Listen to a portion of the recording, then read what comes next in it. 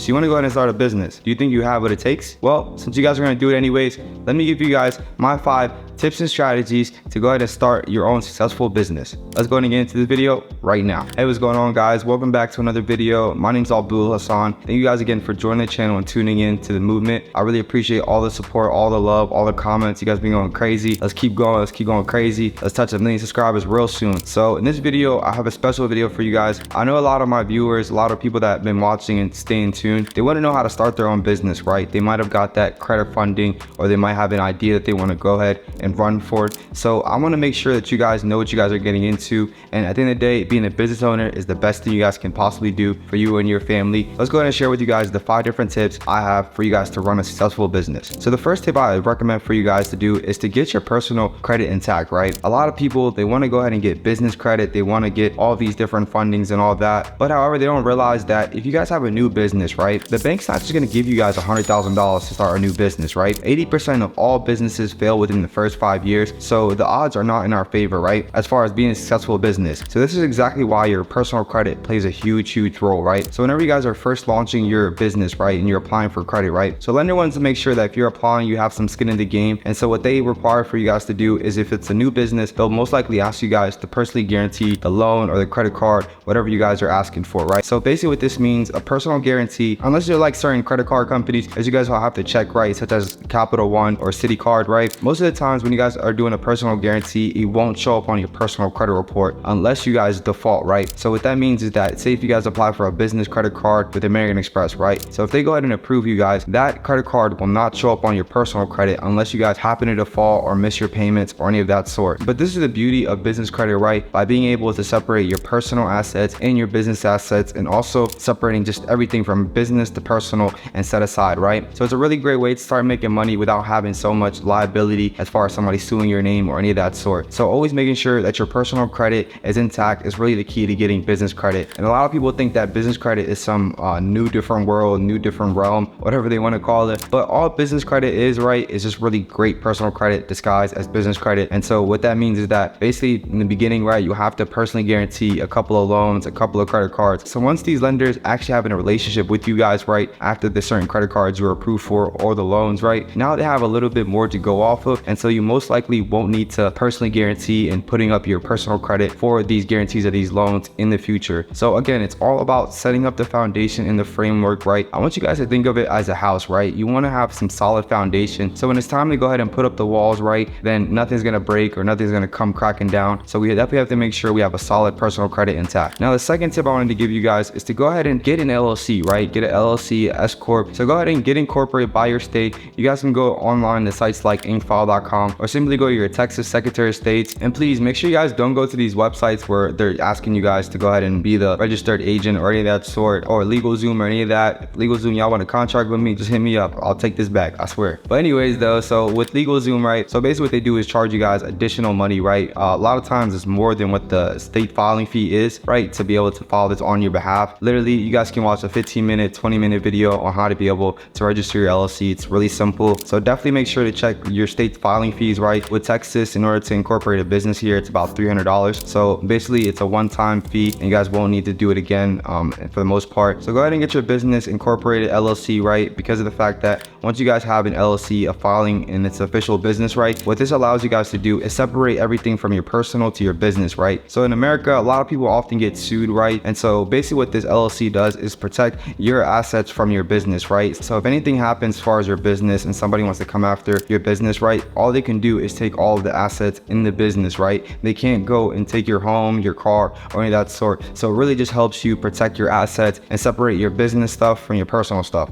And this is a really huge factor because you really want to be able to get kind of everything off of your name and into your business name. Because at the end of the day, anything can happen to your personal credit. But if something, say, happens to a business, right, you can always shut the business down. You can always fix it, sell it, do something about it, right? And also, quick secret, you're not limited to how many businesses you guys can have. So if you guys can see the play, then you guys guys can run it all the way up, right? So definitely make sure you guys get an LLC incorporated, and then also get your EIN number as well. So EIN number is basically your business's social security, right? So this is just simply from the IRS. You guys can do it from, say, times as 8 a.m. to 5 p.m. Monday through Friday. I don't know why it's only through business hours, but yeah, it's free online at the irs.gov. Don't pay anybody to do this. You guys can do this yourself, right? This third step that I recommend you guys take in order to have a successful business is to go ahead and hire somebody to go ahead and do your website for you, right? You need a website, and with the business, right, now that everything's online, an online presence is important as ever, right? So a lot of different lenders, a lot of different credit issuers, whenever they're checking your business, they want to make sure that they're providing funds to a reputable business, right? They want to make sure that your business is actually intact. They want to make sure that your business is doing business as it's saying, right? They want to make sure that, say, if you're a consulting company, that you guys are indeed doing consulting and not, say, doing trucking or whatever. A lot of times people run a whole different business and list it as a whole different category, right? So most of the times they do this just because of the fact that if you're in a low risk industry, you get more funding. If you're in a high risk industry, most banks won't even touch you. So I don't want to get too deep into that, but definitely make sure you guys get a great website. And also, after you guys go ahead and get this website done, make sure you guys go ahead and register with 411, Yelp, Google, get a Google My Business as well. And so just register with all these. And so basically this allows you to register with the national directory list. So anytime anybody sees your business or any of that sort, they can go ahead and look it up, and then it will also be able to be marketed and helps your SEO. So I don't want to get too deep into that. Let's go ahead and get to the fourth step right now. So the fourth step that I want you guys to take in order to run a successful business is to go ahead and actually get a virtual business address and also get a business phone number, right? So with the virtual business address, right, you guys can go to sites such as iPostal, which these are virtual addresses. So basically what it is that they allow you to use the address and it'll show up as, say, an office space, right? But I mean, most times lenders won't know which office space you guys are in. They'll just assume that you're in one of the suites that are in the office, right? This is really important because I understand some people run their business from home, but the fact that it's the same business address and home address is really unprofessional. And a lot of lenders, they want to be able to see that you have two different addresses. So having a virtual business address is the easiest way and also the cheapest way. You can go to ipostal.com and it's about $9 a month, right? And then you can also go to regis.com. It's a little bit more expensive, but these addresses just allow you to do business and conduct business. And if you guys get any mail sent out to that office, right, they'll go ahead and either redirect it to your home address for an additional fee, or you guys can just go ahead and pick it up at the office. And one last thing, as far as the virtual business address, make sure you guys go ahead and actually pick an address that looks like an office space, right? So a lot of times when you go to sites such as iPostal or Regis, right, they'll have, say, a UPS drop-off center or whatever. So you don't want those because lenders can see that. They'll go ahead and just Google up your business address, right, and then they'll go ahead and see that it's a UPS store. And a lot of times this will get you approved for certain credit applications due to the fact they can't verify identity. So after you guys go ahead and get the virtual business address, you guys can get a business phone number. You don't have to go ahead and go to Verizon. You guys don't have to go ahead and go to, say, a carrier such as Verizon, AT&T, Sprint. You guys can actually use online. You guys can actually use companies such as Ring Central, which will actually provide you guys a 1-800 toll number and also a business phone number that is separate from your business. It will receive text messages, all that, and so you guys can set that up, and then the call forwarding will go through your number, right? So basically anybody that calls your business, right, it's going to go ahead and call the number on your business, but it's going to be redirected to your phone, right? So it's a really nice feature. So again, just making sure that you guys separate your business and your personal from each other, right? You want them to be completely separate. That's why it's so important when these credit issuers are checking these credit applications. They want to see that you have a different business address and a different phone number. So this just makes it look really professional and also reputable. Just think about it, right? At the end of the day, it makes sense, right? You're not going to be able to go to Walmart or search up Walmart, go ahead and get the phone number of the actual family that owns Walmart, right? It's just for anonymity, and you don't want that number all over the internet. I'm sure you guys know why, but I mean, nowadays times aren't as fun, right? So you just want to make sure you separate that, and also to just protect yourself and protect your family. You don't want to put your home address for your business because anybody can look up your business address and then pull up to your home if they have any issues or any of that. So I tell them folks, you don't want no smoke. But anyways though, so the fifth tip I wanted to give you guys on how to run a successful business is that if you guys want to go ahead and get your business credit situated, what you guys should do is sign up for Net 30, Net 50, and also sign up for a bunch of gas cards and also primary sites, right? So with Net 30 and Net 50 accounts, so they're simply invoice accounts, right? So what they'll do is that, say if you go ahead and get a product, right, say from a certain vendor, and again, make sure you guys sign up with Net 30s and Net 50s for actual like companies that you'll use, right? For office spaces, for whatever you guys need for your business. Make sure you guys go ahead and sign up with the companies that you guys are going to use their items, right? So when you guys go ahead and put an online order, right, they'll go ahead and ship out the items, right? And so basically you won't have to pay that item until that 30-day mark or that 50-day mark. The number is at the end of it is going to determine how long you guys have to go ahead and pay up that bill. And so whenever you guys go ahead and pay the bill, then it's going to get reported to the credit bureaus for the business, right? And so in a later video, I'll go into the difference between business credit and personal credit and all the different credit bureaus that are all in play in each one of these. But for right now, I just want you guys to understand that it'll go ahead and get reported to the business credit bureaus. So they'll go ahead and add this credit account to your credit report. This will help you guys access higher limits of business credit later on, right? So definitely sign up with those net 30, those net 50 accounts. So another really like slept on thing that people don't talk about is to apply for gas cards, man. A lot of times you guys will go ahead and say go to Murphy Express, 76, Conoco, wherever it may be, right? They have gas cards that are for business fleet, right? Say that you guys have 5, 7, like 10 cards if you guys want to, right? So if you guys are approved, right, you guys will get, for example, you'll get a Shell card for about $7,000. You'll get $7,000 of usable funds you can use at the pump, right? So you guys can go ahead and fill up all your cars for the month. And trust me, I can't tell you guys how clutch these gas cards are. Like I've had road trips, I've had, you know what I'm saying, I'm traveling, whatever it may be, and these gas cards have literally come in so clutch, right? So I highly recommend you guys get them. And again, they report to the business credit bureau, so it's a really great way to go ahead and build up your account. So lastly, you guys can actually add primary accounts to your business credit, right? So like I mentioned in one of my previous videos, it was about the $100,000 worth of trade line and primary sites, right? I was talking about Credit Strong. So Credit Strong actually has a business side, right? And so they actually have a business side where if you guys want, you guys can get a $10,000 secured loan that will actually report to your business credit reports, right? And so what happens is that basically you'll pay every month, and as you guys make those payments on time every month, that will get reported onto the business credit bureau. So when this is actually paid off, it'll actually look like your business has already paid off a $10,000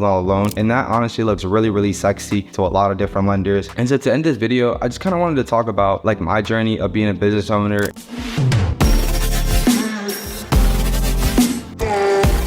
And just all the different intricacies and things that I learned to help you guys out, right, in your journey. Because I wish that somebody would have told me this, right, when I was like starting off. But for the main thing I want to tell you guys that, I mean, the credit and all that is cool and all that, but at the same time, if you guys are doing business, if you guys are wanting to start your own business, a lot of times people just think that like starting your own business is like less work or something like that. But I really don't know where they got that from. Because to be honest, a lot of business owners, they're really working a lot more. They have so many different hats, right? So you don't want to go ahead and start a business and launch a business to kind of slave yourself or put yourself in a 24/7 job, right? Because at the end of the day, your business is your lifeline, right? I have to be comfortable with knowing that I might not make $0 next month, but that's the risk I'm willing to take to be able to be, you know what I mean, self-sufficient and self-reliant. And honestly, I'd rather have it no other way, right? Because of the fact is that a lot of people, when they start a business, right, they are often good at one thing, right? Or they're really good at one thing, but they could be using their energies for other things, right? So a lot of times they kind of let their pride, their ego get in the way of letting them hire other people to be able to grow the business for them, right? So a business owner, if you're starting it off the business, you're simply the one that's a CEO. You're the one with the vision, right? You have to be able to see what other people are not seeing, right? I often tell people, do what you do best and delegate the rest, right? So a lot of times I would spend a lot of time doing administration work or any of that sort. Well, I could have been picking up new clients, right? So always focus on high